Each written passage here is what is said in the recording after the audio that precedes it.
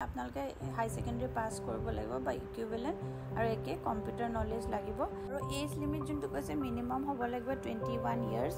and not above 40 years age on 01012024 আৰু এটো apply কৰা যোনটো প্ৰসিডিউৰ হৈছে সেইটো হৈছে আমাৰ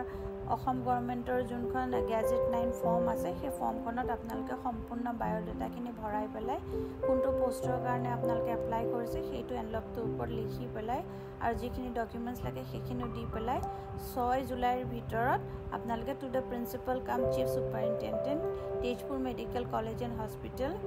বিহগুৰি তেজপুৰ শোণিতপুৰ আসাম এইটো এড্ৰেছত আপোনালোকে পঠাই দিব লাগিব